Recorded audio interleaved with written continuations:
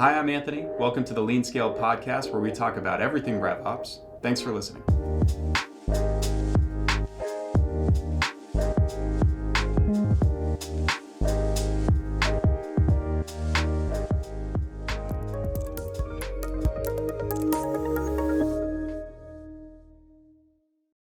Welcome to the Lean Scale podcast where we talk about everything RevOps. Today we're going to be talking about a tale as old as time.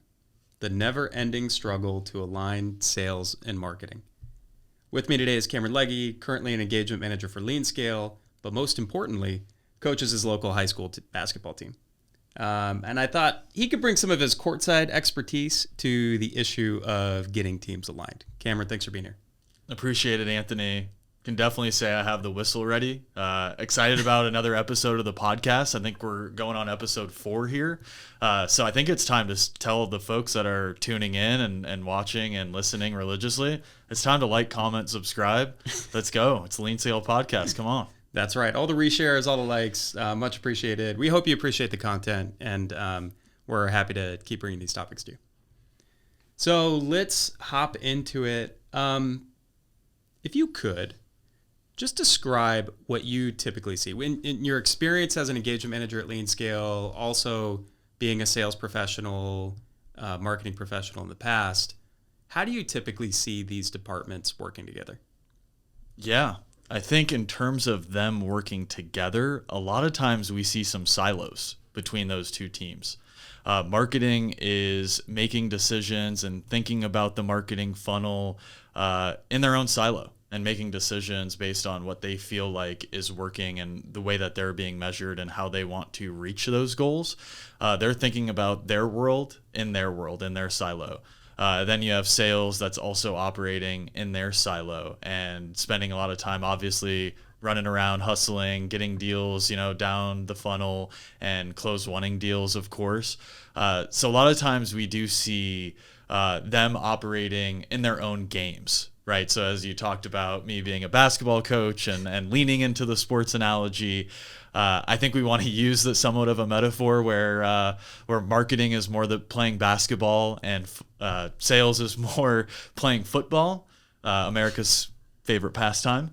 And I think from that standpoint, just see those two games being different and being able to align those two games. And I think we even joked about getting LeBron James to play tight end for you and making that crossover is extremely important. And having a high level of collaboration can be extremely fruitful for the business when you're just having that high level of collaboration. I think when this shows up, when you're in a company, I don't know if you've seen this, you probably have, but where this is usually obvious is when you're doing a monthly review or you're sharing results at a company offsite and the slide comes up, how many leads did we get? And then marketing will say, we got 10,000 leads. And then sales is like, those numbers are terrible. That doesn't even make sense. And that doesn't happen when you're watching a basketball game. You don't have one team say, we have 30 points, and the other team says, no, that's not even real. And I think the metaphor makes a lot of sense. Like getting the two teams to at least play the same sport, but then even better if we can align to the same scoreboard, then that'll get the teams rowing in the right direction. So what opportunities are typically missed? What's left on the table by having these teams run in silos? Yeah, that's a great question. I think the big key is the ability to have the sales team collaborate on marketing initiatives. The sales team is going to feel and also be rewarded by marketing initiatives that are working. So when they're investing in certain channels, that the sales team can then clearly say whether it's data driven, right? So hey, I know I've got deals coming in from marketing channels and the inbound is pumping, and that's great for me because I can jump in and start to move this down the funnel. That feedback is invaluable from a data perspective, but then also just the feel, right? You have sales reps attending trade shows and other levels of events that sales teams are attending, and they get a pretty good sense of what's working and what's not. when they come back from a trade show and knowing, hey, this was a productive couple of days or a week. I know we've got some long conferences out there in the business world, but knowing, hey, I'm coming back with some legitimate leads that I can go after.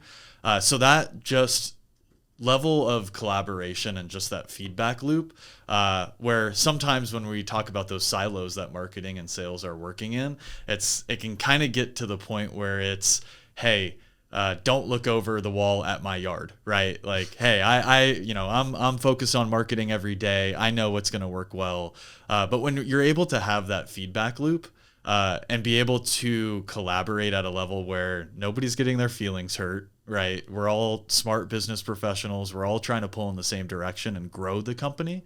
I think those things matter a lot. And the same thing can be said from marketing to sales, right? It's not just a sales feedback loop for marketing and where their investment should be made, but also, allowing marketing to speak into things that are happening in the sales process based on their experience in the marketing process, I think can be such a big multiplier for your business when you're allowing that feedback loop to happen in a healthy way, and just having that collaboration can just be really fruitful for the business.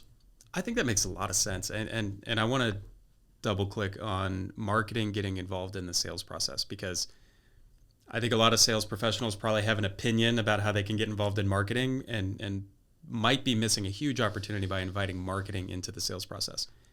You typically have teams that are well trained and well experienced in branding, positioning, understanding the marketplace that you're in, involving marketing in how you're explaining the product, how you're explaining the value that it can offer, and then really understanding the competitive landscape as well, and incorporating that into the sales process, incorporating that into the pitch process, I think is invaluable. And we lose the opportunity to leverage a lot of frameworks that would make us as sales professionals more effective by not bringing marketing teams into the process itself. So this podcast is about getting tactical. We stay away from high level, stay away from just the pie in the sky ideas. So, okay, we know they're not working together typically. Some companies have it down, and we're proud of you, but that's not the norm. How do we get these teams working together? What do we have to do?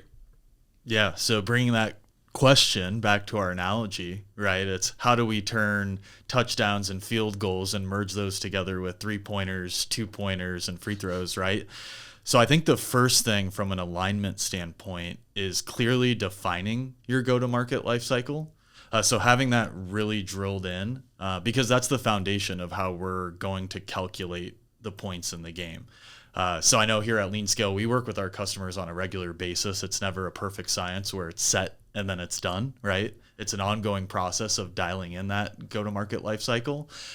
We have a very clear one that we have in our LeanScale method. So shout out to all the folks that are able to contribute to what we think is best practice from a go-to-market lifecycle perspective, and would love to share that with folks out there. But having that dialed in is just so important. And when you think about that scoreboard, and we're merging together that scoreboard between marketing and sales, when I think about companies that we work with that are a little bit more high velocity from a sales cycle standpoint, aligning marketing to the bookings outcomes that happen, right? When you're talking about a low sales cycle, so let's say anywhere from 30 to 60 days in that high velocity range, the points are going to be on the scoreboard rather quickly, right? We're talking about an up-tempo offense here in terms of basketball reference, right? We're talking fast break up and down the floor. So the points are going to be on the scoreboard pretty quickly, right? You're not waiting around and eventually trying to figure out how marketing played a part. That's true. That makes a lot of sense. I mean, so and for those who might, what we mean by go-to-market lifecycle is actually the stages that you set up in your CRM. So what stages are the leads in? What stages are your opportunities in? All the way from awareness to closed won. So getting alignment on that, of course, makes a lot of sense, so that it's really well defined. If you have something moving to a marketing qualified lead, there's no argument about what that means and if it counts or if it doesn't count. Where if you use generic terms, that might be the case. But to your point on high velocity, if you get marketing tied to the goal of closed won deals, and like you said, it's typically 30, 60-day sales cycle. I think that completely changes how they think about what they do and how they do it. Could you dive deeper into that one? Absolutely. So I think just from that standpoint, the points are going to be scored, right? They're going to be scored in a tangible range where you know the outcome. So aligning marketing to that bookings number or the closed won deals, right, where the whole company's trying to get to, everybody's pushing towards a closed won deal, right? That's what we would call a golden stage. So having marketing being measured in that same way is just so crucial. And I think it's really important to hone in on that and be able to have them a part of that number. And I also think that creates an environment. Who cares where the lead source came from? Who cares if it came from marketing or if it came from sales? Did marketing give sales material that helped them get their own leads, or did they help them with their sequences and cadences to get the right messaging to, book an opportunity and book a close one deal? If so, that's great. That marketing helped and sales can be appreciative. Or did marketing set up great paid advertising campaigns that developed the fruits of those campaigns for sales too? So I think aligning them to the same target really creates that teamwork mentality that we're really striving for. So that works for high velocity. And we have a lot of customers that we work with that are in that segment. What about companies that have major enterprise sales cycles? Long, drawn out. I mean, we work with companies that have 12, 18-month sales cycles. How do you get them playing the same game when the points are going to be so far away? You might not even have the same marketing team members around by the time the deal actually moves to close one. Yeah, let's dive into the enterprise world, and this is now going to be your slow it down offense, right? We're no shot clock potentially. So we want to give marketing their fair due when it comes to assists, right? As we continue on with the basketball metaphors here. So the closed one of marketing in our eyes is a sales qualified lead. So when you're thinking about enterprise and marketing's closed one golden stage is what are we able to drive in terms of created pipeline and sales qualified leads. So that's where we would want to give them their due on the scoreboard. So I think that's really important. And, in that scenario, when we're thinking enterprise, from an MQL standpoint or marketing qualified leads, those start to be just leading indicators, right?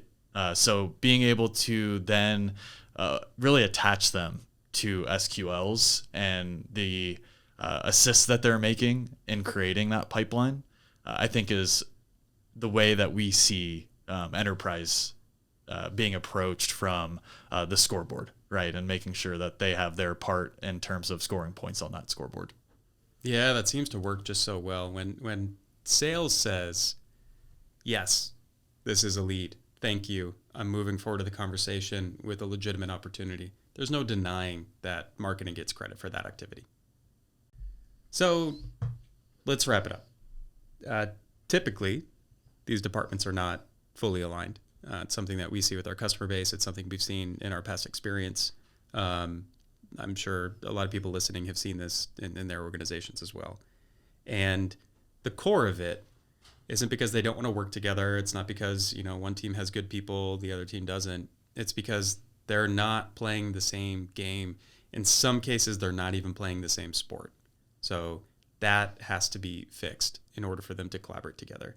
And when you do that, then you open up the opportunity for both teams to add value to each other, create a positive feedback loop that ultimately is good for your customers and good for your business. Cam, thank you so much for being here today. Really appreciated going into this topic. Love the basketball metaphors and looking forward to the next one. Awesome. Thanks, Anthony.